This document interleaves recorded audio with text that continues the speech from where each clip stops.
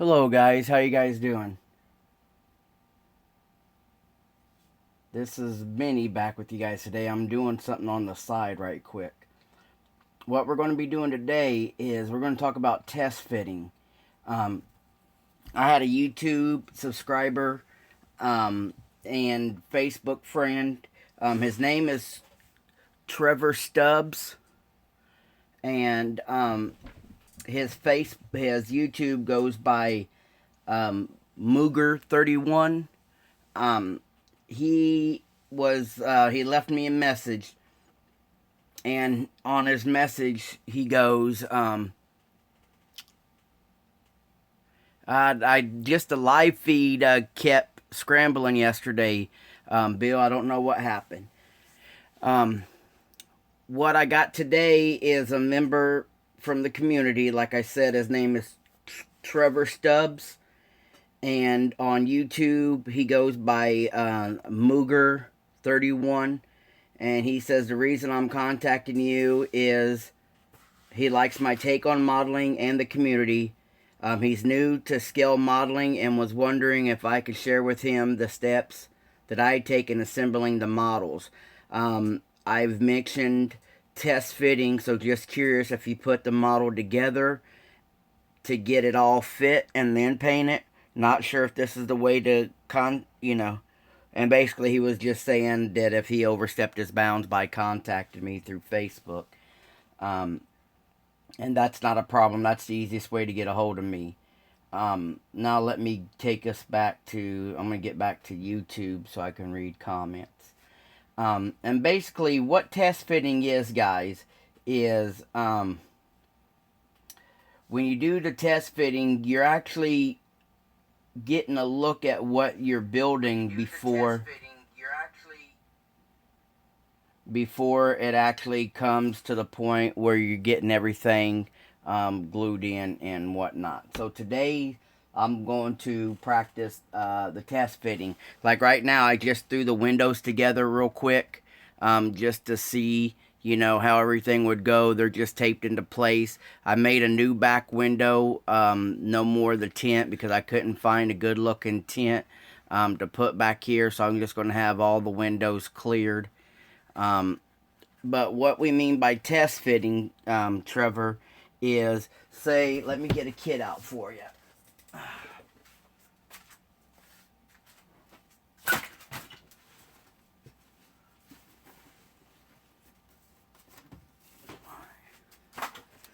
So test fitting, say you just buy this kit right here brand new, and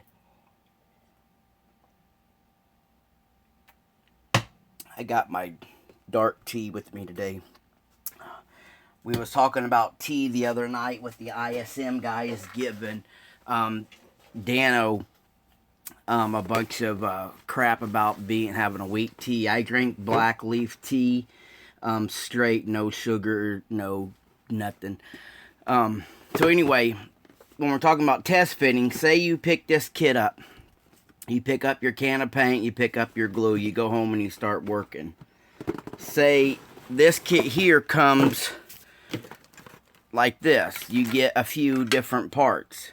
So say you pulled all this apart and you just take it off the trees, you wash it, you clean it up, you start building it. Now, once you painted it, some people, first thing they go to is painting the body.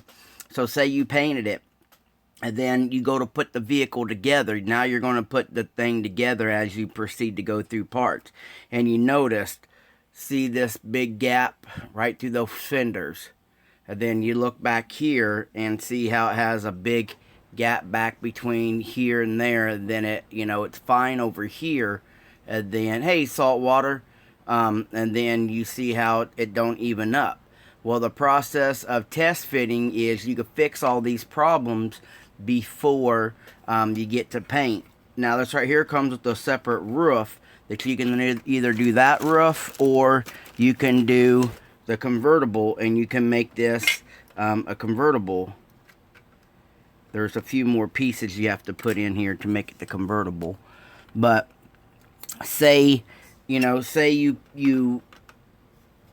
paint, you glue it on top, And then if you had this painted already and then went to glue it, see all the little gaps and stuff? That, you know, that's why you do your test fitting. You always want to you know, do some dry test fitting, even on I got this car in a pretty good deal with Dave Darrow from Facebook. I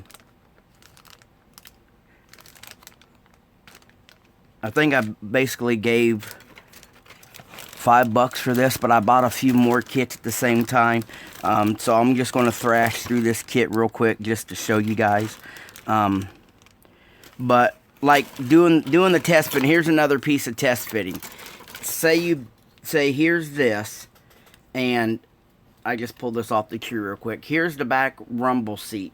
You go to put this in, and you don't like, you know, you want to see all the gaps and see how the gaps are, you know.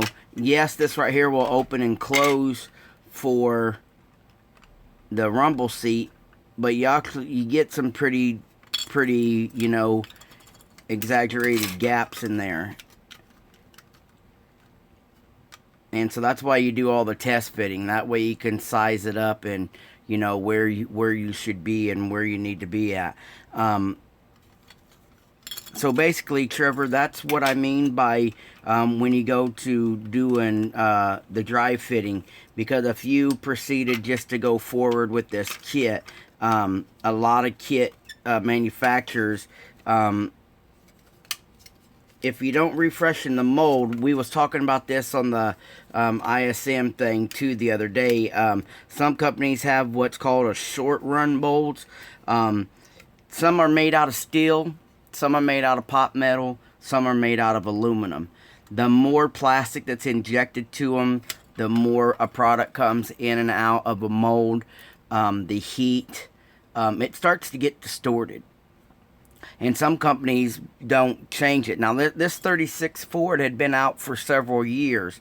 And instead of redoing the whole mold, all they really did is gave us a LaSalle grill. Because it came out once as a convertible. It's been out once as the hardtop. And then when they brought it back out, basically this right here and the chrome was a new parts tree.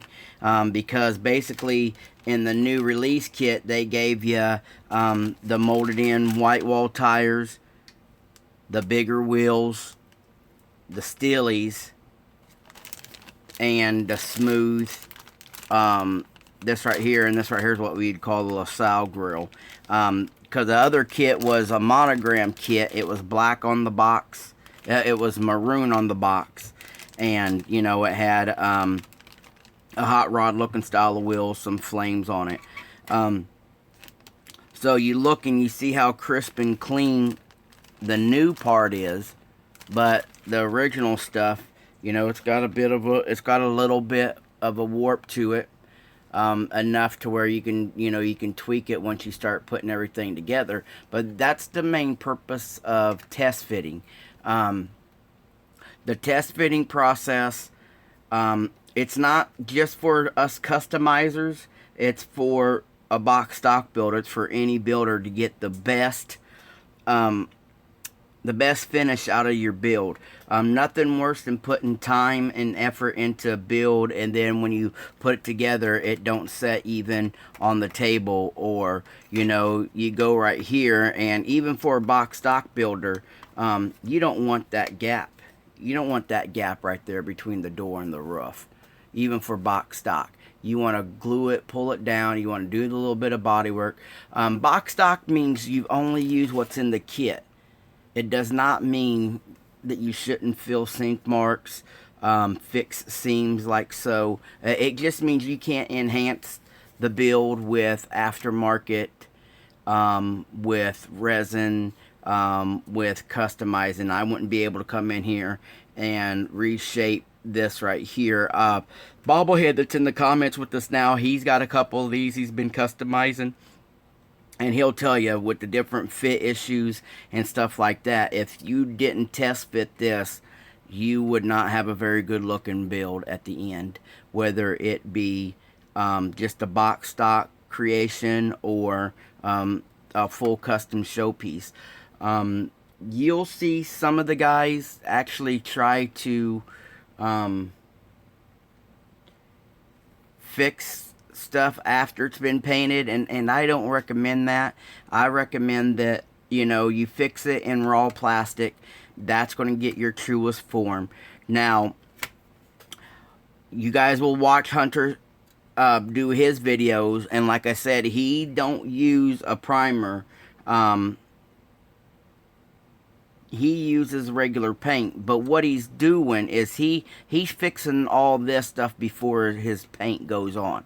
So just because you hear Hunter say that he don't use primer, he uses the same paint that is going on the car. What he's doing is he's basically using his first couple coats of color as a primer, even though it's not said primer. He's using it as a primer so that way he can, you know, see where the filler still needs to be and stuff like that. And then he fixes that and then he comes back. What I'm talking about is somebody painting this all the way and then noticing the gaps and stuff in here. And then they just try to sand back that out and then just try to fill it in and then repaint. What Hunter is doing is thin coats. He's using his primer base, basically, you know what I mean? Hello, John. And so that's why you would really want to test fit. And that was Trevor's question. He didn't know if I meant like test fitting. He was thinking I built the whole model, make sure everything fit, then pull it back apart, start painting and detailing. Now I know with your aircraft, like the aircraft and stuff that I've done, you do have to build inside out. And with us automotive builders, we could basically go any direction. We could build the interior first if we wanted to, or we could build the outside and then go to the interior. But for like the aircraft and the tank and armor stuff, all that stuff goes inside. And a lot of the armor guys, they do build the whole, if they don't have interior detail, they're building the whole inside. They're going to build the hull and, you know, all that first, and then they're going to go in there and just paint the outside. And I think that's what I done on my tank, and I thank Rick Scott. If you guys don't follow Rick, go join him. That's how you gotta paint a tank, basically, because you can't get to the inside to do anything. So what you do is usually you build the whole outside, and then you do your painting and detailing and stuff. So to answer Trevor's question, you got to do the test fitting. I always recommend doing the test fitting. Don't just pull it off the trees and start gluing. Here's the last plane I done, and this right here come from Big Eddie, 1231. If you Ground Zero Customs, I don't know if you guys join his channel or not, but go check out Big Eddie. But in something like this, Trevor, you do have to build the thing and then paint it. But like I said, I hinged the doors on it so that way I can open and close the doors, and the cockpits are all done and everything like that. But only in the situation as armor or plane would you basically build the whole thing and then start painting it. On automotive, we really can't do that. So that's the purpose of test fitting. Like one of my best friends over there at Scale World, Pete, he was working on his CUDA, and he did all the test fitting that he wanted to mock it up and everything. And then as he proceeds to paint it and build it, he didn't get the ride height exactly the way he needed it to be, just because certain pieces weren't in play when he was test fitting. And that's why test fitting is usually a good issue. Let me show you this. Well, you guys see the Mustang I've been working on. Um, you know, the wagon I've been trying to put work into. And that right there's been a long process of test fitting stuff in and off, you know, coming and going. Um, yeah, that's true too. When you kit bash, you always have to test fit. Here's a Ford that me and Vision 124 have been working on. He's got his. He went low street. I did this lifted, and you know when you do the test fitting, it's got a VCG resin motor in it, and you can see that you know I've been when you find out during the test fit, and I found out that the grill, you can see how it's cockeyed if it don't get in there just right. You know, so there's some more cleanup I gotta do. I've been test fitting. I did glue the motor together. The motor is glued together because it had some fitment issues, and I had to get, you know, while test fitting, you find out, you know, what piece of resin is not level and whatnot. And then I attached the fan belt and stuff. Like this, the alternator and stuff ain't glued in. I can still pull it off. Yeah, yeah, Jay's got it right there. And then I realized I have to trim down the firewall at certain points to get this big beast of a motor in there.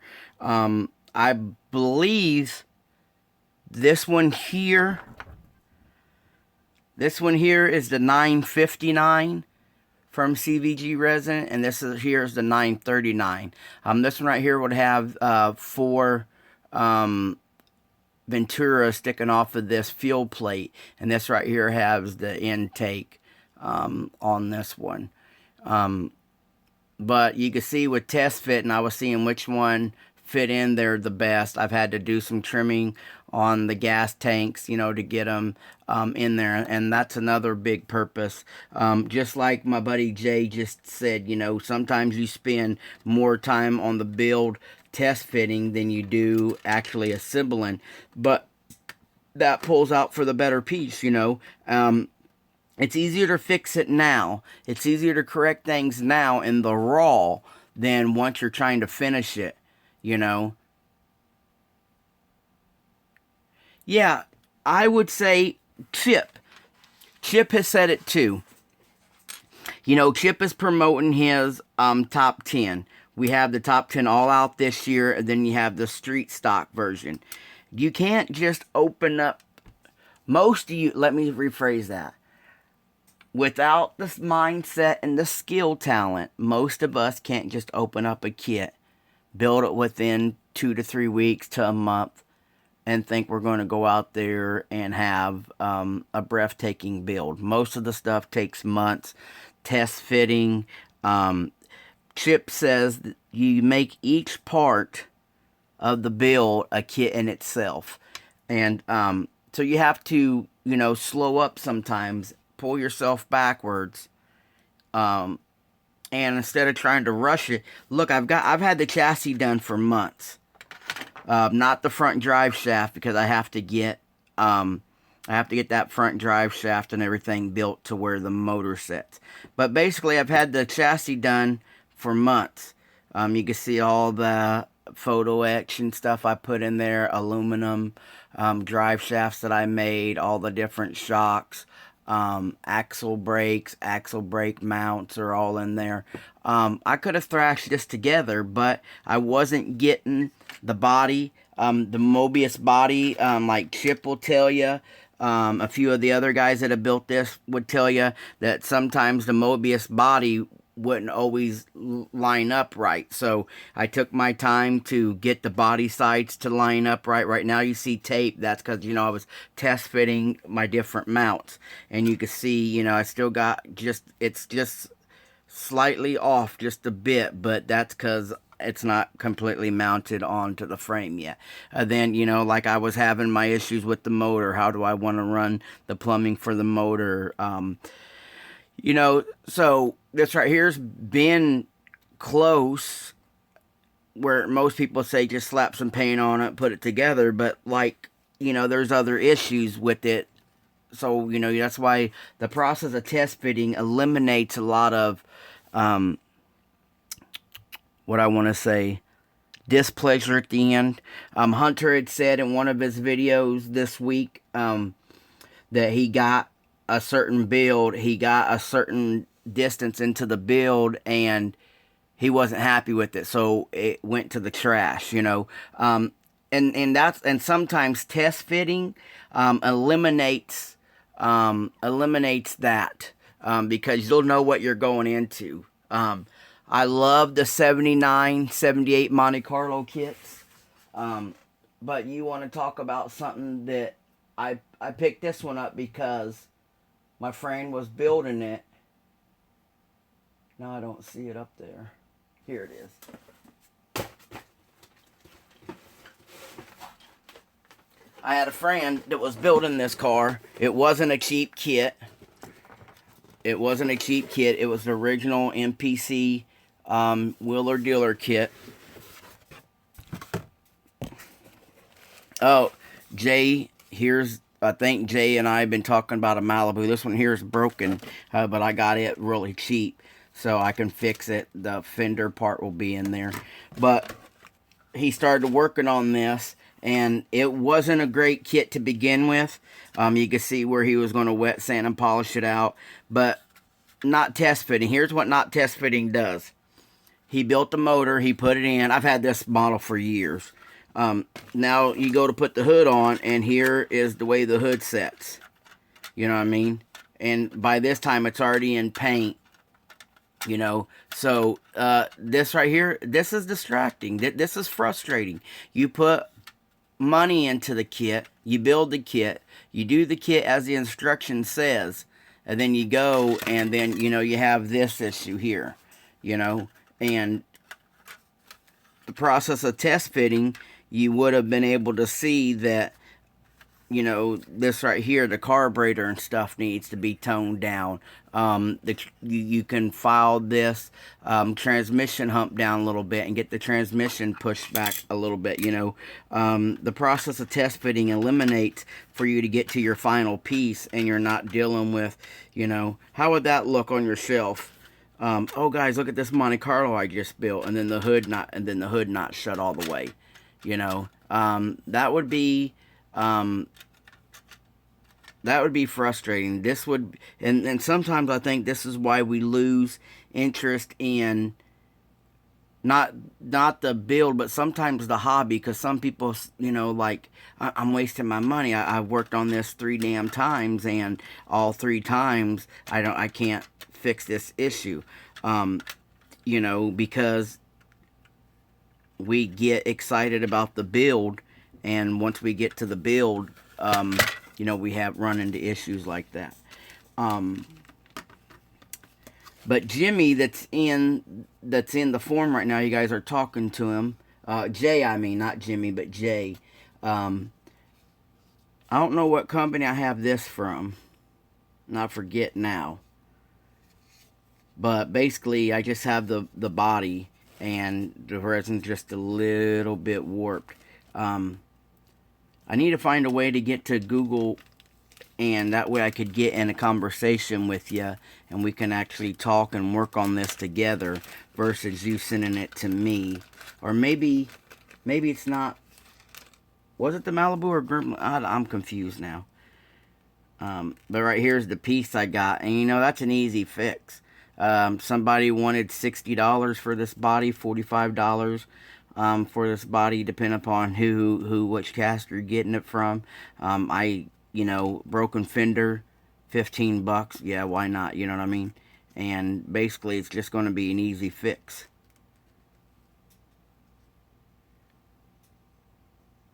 You know, then that's going to be fit. But,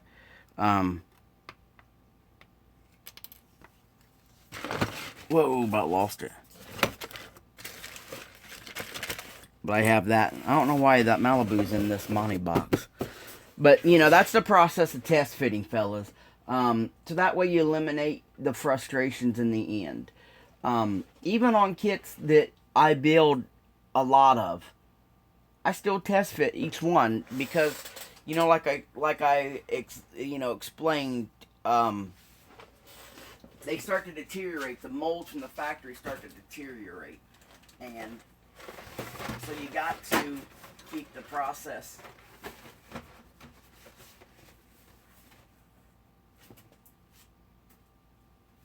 What else was I going to show you guys?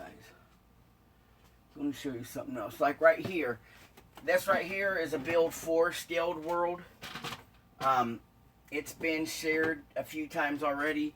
But the process of test fitting and getting things to line up is like this right here.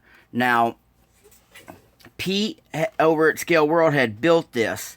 And this right here was one of his build-ups. And it had some issues with it. Pete had put it back in the box. He was sharing what was going on in his hobby room with me via, we were texting back and forth. I seen the S2000 in a box sitting on the shelf. And I told Pete that I would love to have one of them S2000 just to do my own thing to. And Pete says, well, I kind of messed up on the silver paint. Do you want to check it out? And I told Pete, yeah, send it to me. Great thing about working for Pete and being part of ScaleWorld.net, I could do whatever I wanted to with the build. So what I did was I cut the trunk open and I cut the hood open. And if you guys realize, the Tamiya kits are curbside. So I opened all this up. We put an 81 factory 81 motor and turbo and all that in here. I opened up the fenders, and then just test fitting. I made all the wires and not the wires, but all the inner fenders, tubes, and everything in here for Pete. And when we open it up, and this is another purpose of test fitting, especially when you do customizing work. You can't just flat plastic in there and then thinking you're going to get a good even setup.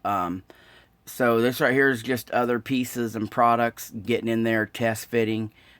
Just like you do on the rear end and underneath, you should always do the test fitting.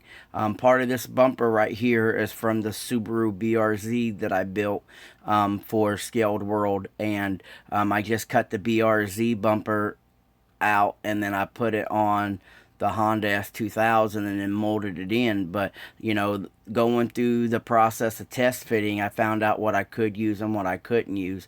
And then once you get everything closed, it keeps going on. Yeah, that is true. Like Jay's just said, when you're doing the test fitting, you can find out. I wasn't going to use this headrest at first because the seats go up so tall. And as I was doing the test fitting and everything, you turn sideways like this, and I just didn't like it. So I put it back in there, and I was going off what I did on my custom Mustang.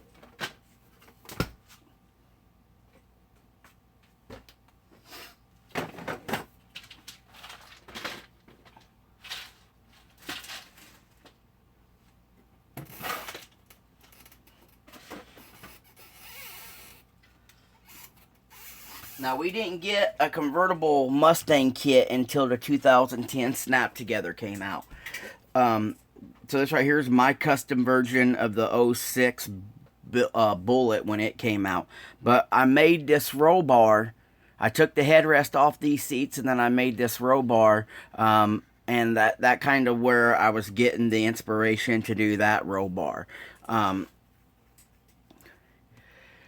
But again, with doing the test fitting, you can find out what kind of motor, what room you have. I made the hood scoop and the hood and everything for this. I made all this rear pieces all sheet plastic. got its own custom tail lights, own custom body ground effects everywhere.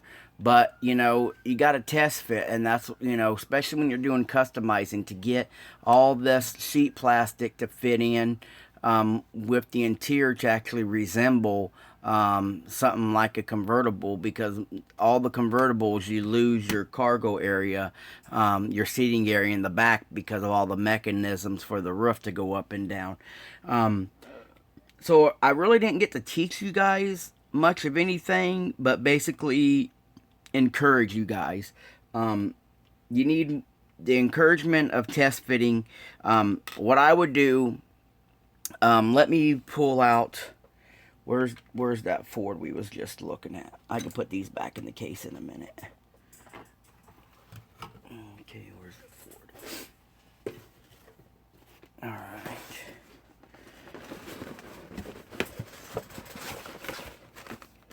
So let's do this, guys.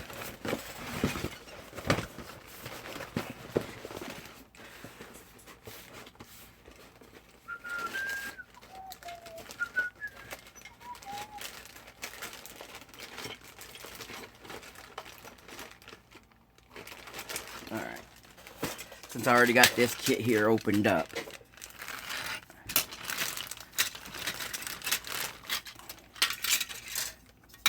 If I, just to help Trevor out a little bit more, just bought this kit, just opened it. So, well, I've had it for a while, but just to say that we just bought it and we just opened it. What I would do first is I would take sprue cutters and, where's the instruction goes? Jay's new. Let's try to do this right. This does got some pretty nice pinstripe decals. I know Bill likes to build some of the classic stuff. Some pretty nice decals in this kit, Bill. These right here kind of look like Thanksgiving wishbones. Alright. So, when Trevor asked, and I start speaking, so, you know, most of the time, most of your instruction sheets are going to be the engine. So, instead of just going over there, popping them off and what have you, what I would recommend is getting some clippers. If you can't find a set of cheap clippers, contact me and we'll get you, we'll find a way to get you a pair.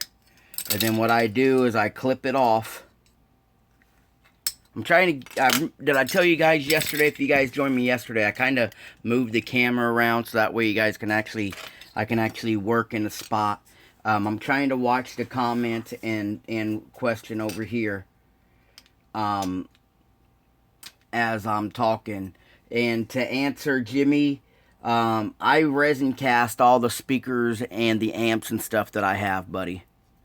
So what I would do, Trevor, and for you guys also to follow, first I clip them off the tree, and before I ever try to test fit, I get my UMP sanding sticks. You guys know I've preached about these. I'll get my UMP sanding stick, and right where the sprue came off, you could see if it don't white out. You guys can see that little bit of a nodule right there. I sand both the seam and then the top, just to get it a smooth. I mean, you're going to have to, even with the clippers, the way some of this stuff is mounted on the sprues.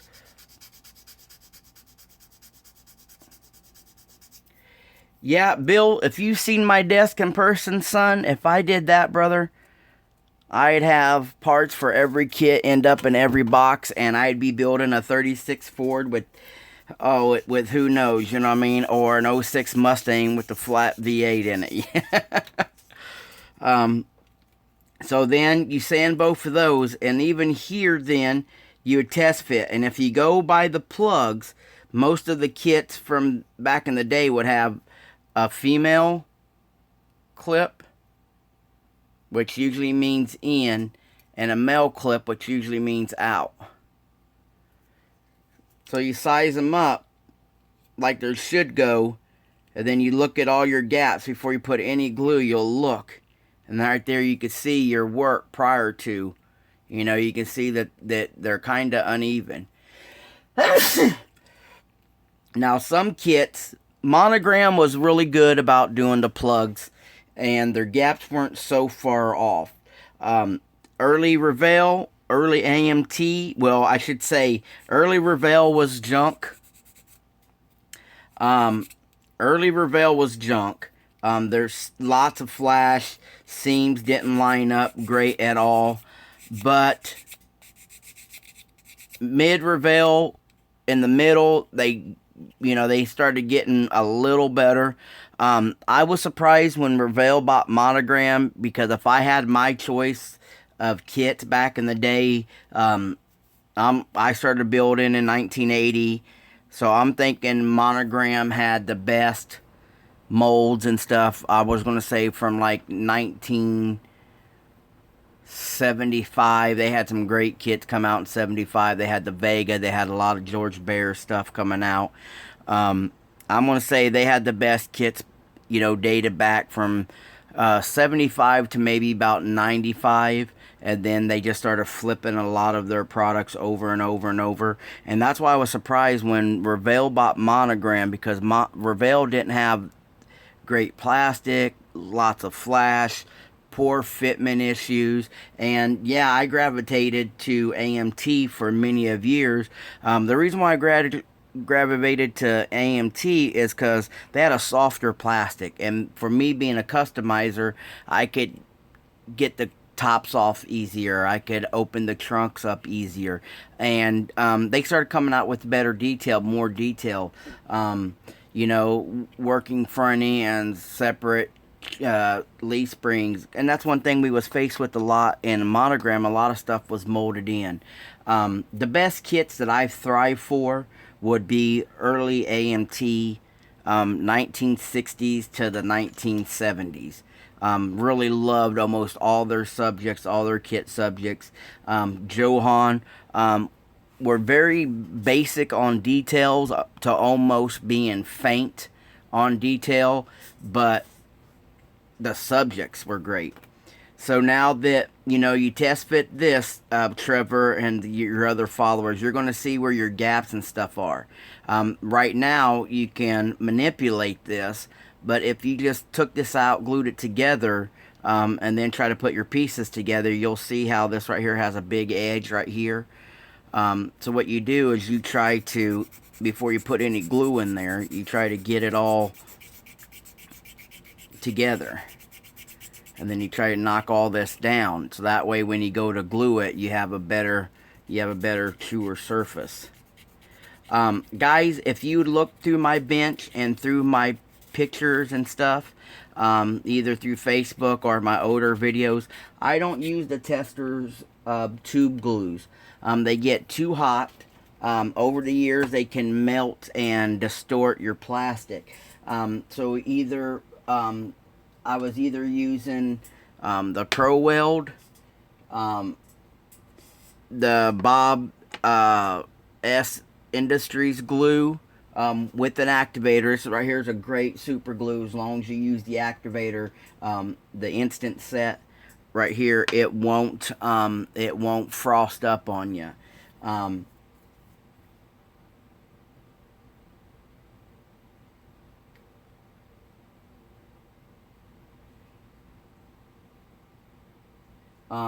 And then I was trying this for a little bit.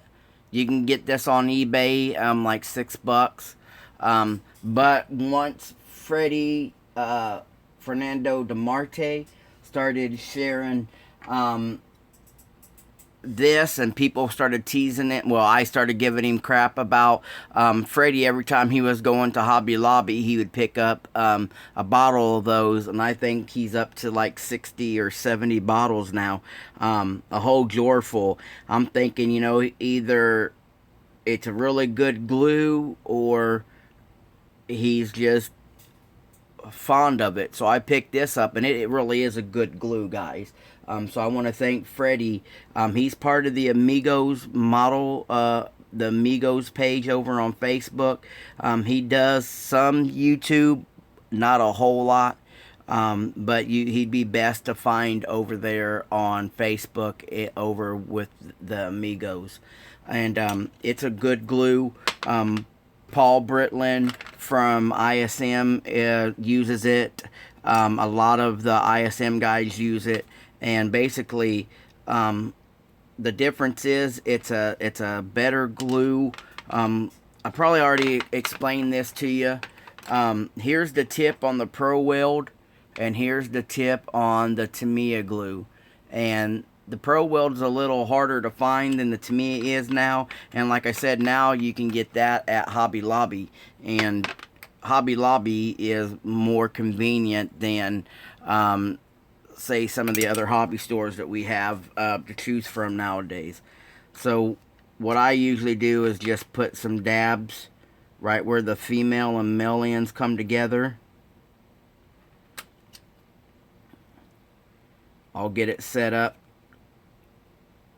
let it get set up, and then I can see the gaps now that need attention. And basically, and that's why I suggest, you know, getting clips and stuff. Go to the dollar store, guys, and pick up crafting clips, or, you know, if you want to go to Hobby Lobby and use a 40% off coupon, you can get these very, you know, you can get the little tiny ones, but that didn't help for shit.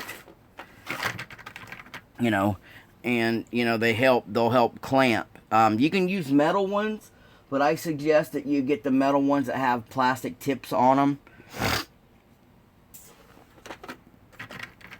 And then you can turn them inside out, and you can have like a little pinch clip versus, you know, if you had something you really needed to get into. So usually what I do is I'll make sure I'll put the glue, Trevor, I put the glue down seams that look like they need more tension than others, instead of trying to glue the whole piece in that way. I already know we have a level here that we want to knock down. So what we're going to do is you're trying to use your glue also as a means of a filler. So you'll let that glue set and dry for a few days, and then when you come back to sand that seam out, you sand it down even, and you get rid of the glue that was on top. And you know, that's the purpose of test fitting instead of just painting this. I don't ever recommend you guys, this is me building through my experience, I don't recommend you taking this outside like this and painting, doing all your painting, and then coming in and trying to build it, because, you know, you could pull this off the tree, you could damage your paint, it might not fit right. So you always want to clean your parts up, and do the best prep work before you jump right into spraying colors. Cool, you know, sure, this looks like a good parts holder, but then there's also tons of cleanup work, especially like this, especially on pieces where you could basically hide all this stuff if you pulled it off the tree. You know, you could put it down on the interior tub, they would never see it. But look at the roof, that's a visible point. You know, look at the running boards, that would be a visible point. Hello, Tool Taz, Hinterland.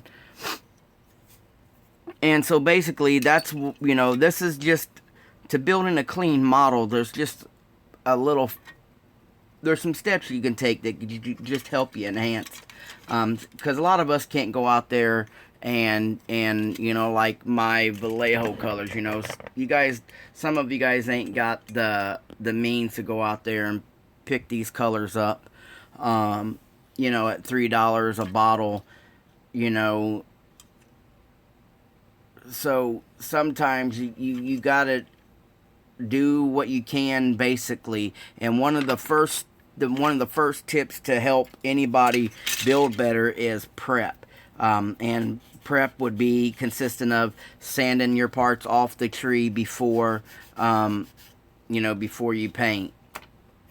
You know, cleaning up all your marks, like right here, you know, if you painted that on the tree, pulled it off, now you go to put it on the body and you have these marks, you know, you won't be able to get them out. I've seen people paint them on the tree, they start detailing them on the tree, and then they pull them off, and the next thing you know, it don't, just don't go well for them, and that's frustrating because our kits, on average $20 a kit. Your paint, like I said, $5 for this glue, $3 for this glue, $3 for the activator. By the time you start getting into it, you want the best look. You want to be proud of it, and you want to be excited, so that way you're ready to go buy another build and get into that build also. But just within a few minutes, this Tamiya glue works, and you can see now I can't even pull it apart. So once you did all that, you go back in there with your sander, you go in there, you knock it back down. So I mean, you didn't buy this kit like you buy a hamburger. You didn't buy it to eat it to get full. You didn't buy it to get full. You bought it to enjoy and to relax. So take your time with it. I mean, our buddy Jody Blackwell, he had stated he don't have the room or the finances to build a stash.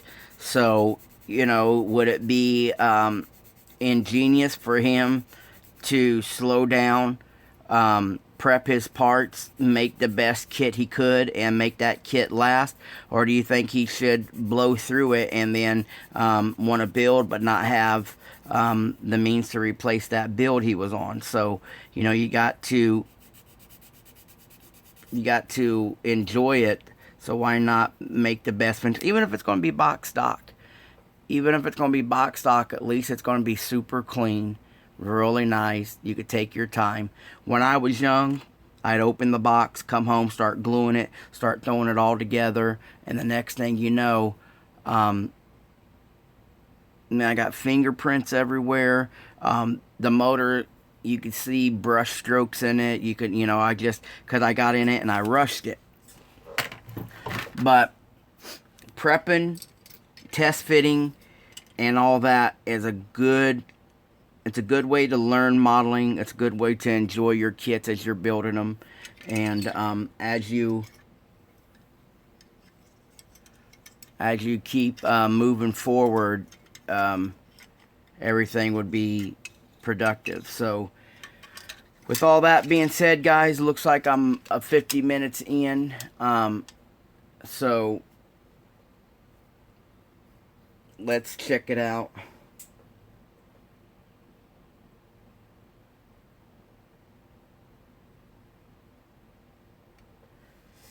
It looks like you guys, the live feed got lost. I just kept talking, and that's what I'm. So if you guys lost any of this, hope you guys rewatch it. Hope everything gets back together.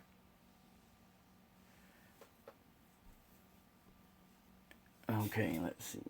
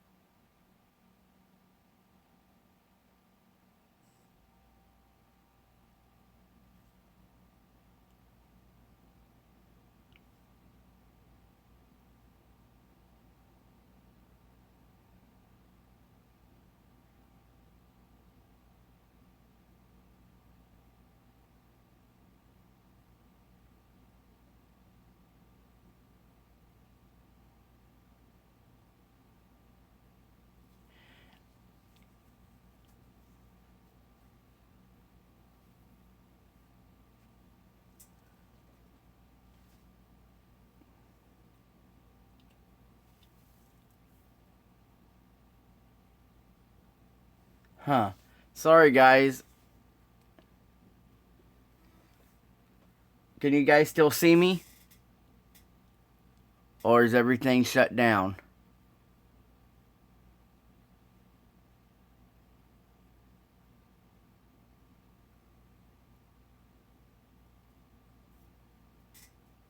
Alright guys, let's publish this. We'll see you guys later. Sorry about this.